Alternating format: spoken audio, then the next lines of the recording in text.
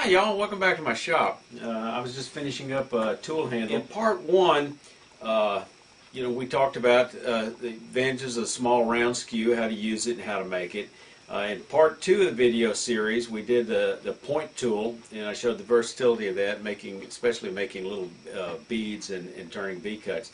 In this video, I've got about 4 other little tools made out of the same round bar stock I want to show you. And at the end of the video, we're going to talk again about some alternatives to this high-speed steel rod, and we're going to talk a little bit more about handles. Okay, the first little tool I want to show you is what I call a cat's claw.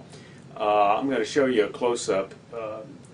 The sides of the tool, you shape slightly downward in a somewhat of a negative rake, preferably on a belt sander. That's probably a little easier than doing it on a grinding wheel without getting a bevel in it.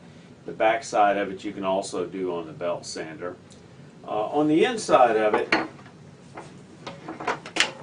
you can shape it with a rotary tool like a Dremel. This is a Black & Decker knockoff, and with a little diamond burr, and you can shape the inside of it there. Or you can buy one of these handy dandy kits. They're not real expensive, with 15 million attachments if you don't already have one. And you could use a small stone to grind the inside. In that case, you might want to remove some of the bulk removal with your grinding wheel, sharpening wheel first, and then do the cleanup, because you want the inside of this to be flat. Now, let me show you what this tool is for. It's a great little tool for making captive rings on such things as little goblets or possibly a baby's rattle. And I did a video sometime back on this. I'll show a link. You can click on it and open that up and look at it on that baby rattle. But let me show you how I did the captive ring on this tiny little scoop handle. Okay, let me show you how we're going to use this cat's claw. We've turned this handle. It's going to be a handle on a coffee scoop. I've rounded this over. It's a 1/4 inch, so it'll fit a 1/4 inch hole. I've got my soft touch in here, so I'm going to bring it up here for support. And we're going to just come in. This is a scraper, so we need to at least be flat or a little bit negative. And so we're going to come in with it with a handle lifted slightly higher than the tip. We're going to come in behind it, just pivot and do it on both sides till that ring is free. So we're going to get the speed up a little bit, maybe to 1300 or so. And here we go.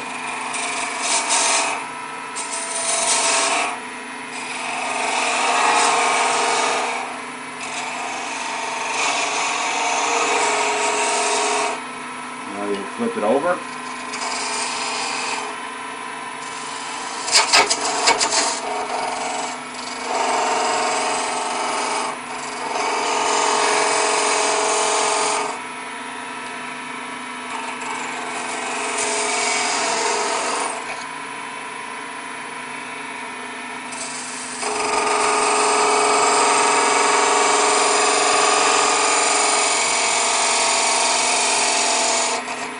There we go. Now all we got to do is take a small spindle gouge, a 1/4 inch detail gouge. I'm going to come behind this just a little bit and kind of take this down just a little bit. Next is the vortex tool. Cindy Drozda's popularized this vortex tool, which she sells. She's probably best known for her beautiful boxes and beautiful elegant finials. Cindy says the vortex tool is a perfect tool for getting into really tight spaces. You freehand sharpen 25 degrees with a rounded bottom. Use with a bevel rubbing and never as a scraper. It's great for slicing detail on a finial or crisping up detail between a bead and another feature. You can watch Cindy's short video on the vortex tool on her YouTube channel by clicking on the link shown here. If you're not interested in making this tool, you can buy one directly from her on her website. Her tool is made from V10 rather than high-speed steel and comes without a handle. I'll show you how to an example of using this tool shortly. Now I want to show you three tools that are all somewhat similar. I'm going to demonstrate them, but I just want to describe what they are. The first one is inspired by Alan Leland, and it's the skewgie gouge. And that's where you take the tool and you grind a very steep flat up to about halfway down, and then you grind the back of it similar to a spindle gouge, and then you can actually put it in a varigrind to get that shape. And it's you sharpen it by putting a diamond hole on the top surface. One similar to that is the cove tool, and it just has a very steep angle, very sharp, extremely sharp. I think that angle is somewhere around 30 degrees. So it's got a fairly long flat area on top. You can I'll show you how to sand that, sharpen that in just a moment. And show you how to demonstrate using that. Henry Taylor sells this tool, and they use it for cutting coves for the elf, decorating elf. And the next one is one that I made, is a spindle gouge, basically, where I made the flute, not a perfect flute, but it's a short flute. And it's got a fairly steep blunt grind on it, and I made this as a special purpose tool for working on the inside of a hat. Let me show you that. So on the inside of the hat you have this very deep little cove on the inside. Is this area here, not here, but this area right in here. And to get to that, you need a special purpose tool. So that's the tool that I developed just for that specialized task, and it works well for that. So I'm going to sharpen grind the cove tool by setting the platform at an appropriate angle to give me about a 30-degree or so bevel, and then just grind it away until it's flat. When I finish with that, I take it over to a very flat surface, such as a cast iron bandsaw table, and just kind of hone the edges a little bit on some 600 grit paper to smooth off the edges. So I want to try out these three tools, doing some coves on the side of the bowl. So the first thing I want to do is I want to make some V-grooves, and I'll use our handy part 1 video or part 2 video on the point tool, and get that speed up just a little bit. Do that first one. I'm just going to mark these rings.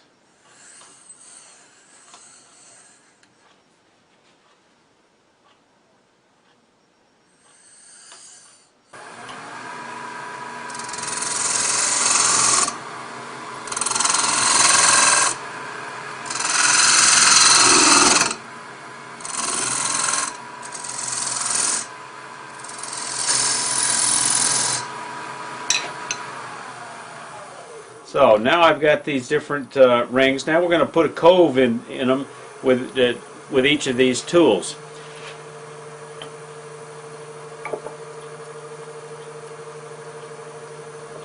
First, I'm going to use the cove tool. We're going to keep this thing almost flat, and we're just going to use it similar. We're going to use it as a scraper, a negative rake scraper, and we're just going to start here and come across.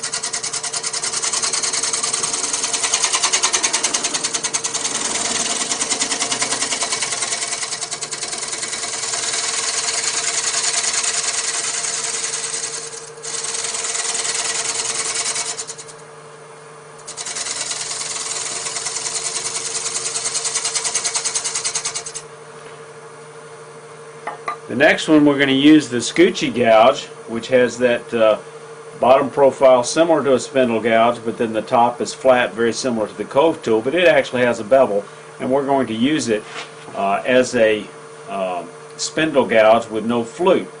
So we're going to come in here on the bevel. We could use it as a scraper similar to the other, but I don't think it's going to work quite as well. But it'll work similar to a spindle gouge. by riding the bevel. And again, if we don't get that bevel, ride that bevel, we're going to have a problem. Then when we get to the bottom, we're going to change directions.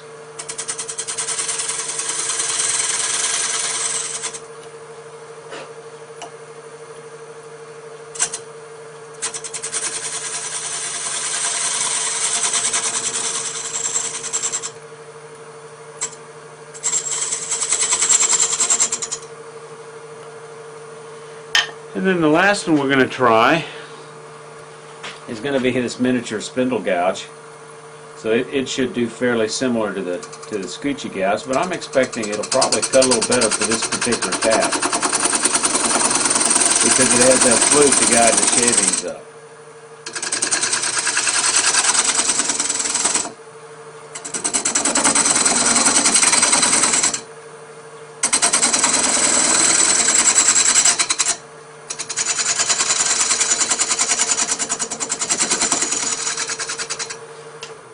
So there's three different tools that'll do three very similar tasks. Some of them do some tasks better than the others. So that's what they're used for. Okay, let me show you another example of the cove tool on this end-grain piece of wood.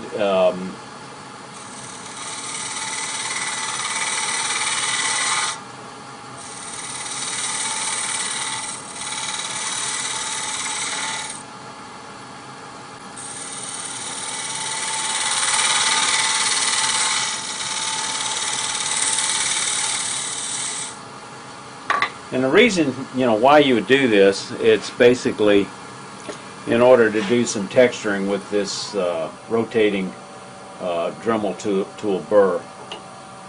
And it needs to go in a cove. Make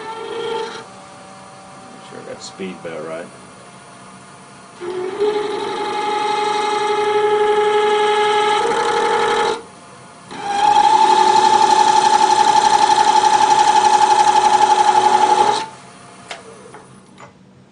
And then you get that nice little detail. Now the vortex tool is something you can come in here to kind of punch up the detail with on each side.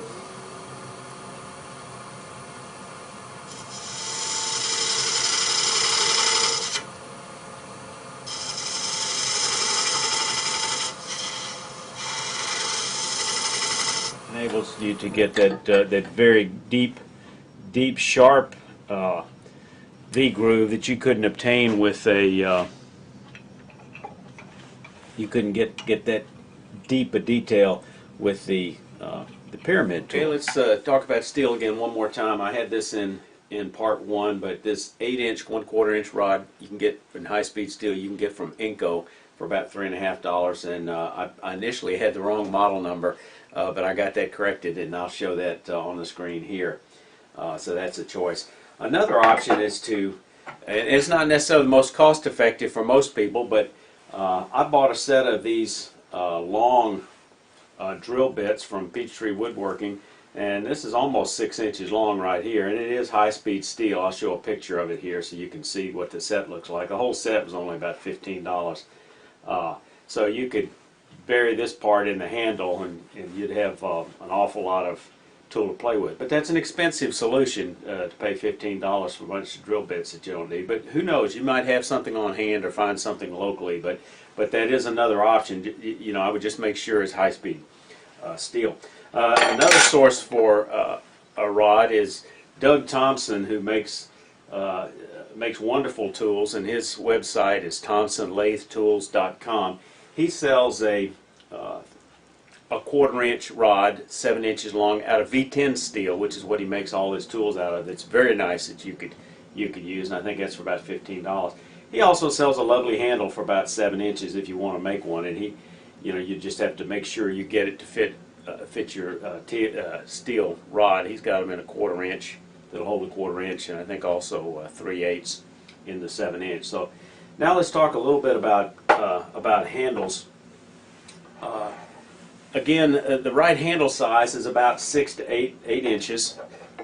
Another option for a handle, if you happen to have a Sorby micro tool, Sorby size is just a little larger than 1/4 of an inch, so it's a little sloppy to put a 1/4 inch rod in there, and it's too small for a 5/16, but you can tighten down on these set screws and hold a 1/4 inch rod. So if you already have one of these, that's another option for you.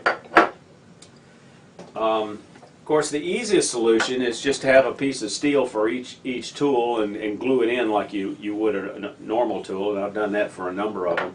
But certainly for some tools, it is a handy option to be able to drill the hole further down and have two tools in one, and when you're carrying it somewhere, you don't have to carry twice as much handle. If you want to protect it, you can buy this hose at your home development center, sometimes by the foot, and you can stick it on there to protect it. A lot of people ask me about these aluminum collets. I did not make this. Someone else made this for me. It is not readily available. The length of it is about 2 5/8 inches, and I think the diameter here is about 3/4 of an inch, and I believe it's made out of 6061, I believe, aluminum used in the aircraft industry, among other things. So for the adventurous, there is an option for you to make these if you feel comfortable with working with this. But I want to show you, I promised you a solution. And this is one I made out of a brass plumbing fixture. And I'll show you a picture of it and the model number from Ace Hardware. But you know, if you're around the world, and I know over half of you viewers from outside the United States, I'm sorry I can't help you with your plumbing parts over there because you may use something completely different. But basically, it's a compression fitting, and it has this tiny little Delrin sleeve that goes in there, and the top is 1/4 inch. And I'll show you a close-up of this where you can actually see. You can actually see what it looks like, and actually the model number if you happen to get it from an Ace Hardware. But it's the center. I did have to drill out the center a little bit. The outside diameter was exactly 1/4 inch, but on the inside it was a little bit smaller because it's for a specialized plumbing fitting. But it wasn't any effort, as you can see in this picture, to mount it in a chuck and on my drill press and drill it through 1/4 of an inch, just that small amount on the inside.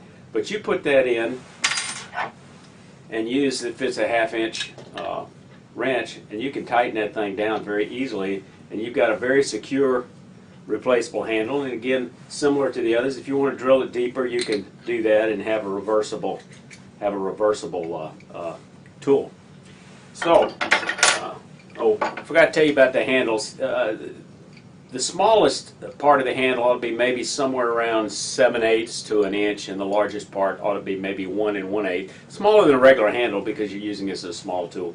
Keep the end rounded in case you want to use the butt of it in your hand. And, so, I hope this has been useful for you. If it has, please share it with your friends. If you like it, if you like this video, please click on the thumbs up so it'll be more readily available for other woodturners like yourself. It'll make it easier for them to find. Thanks.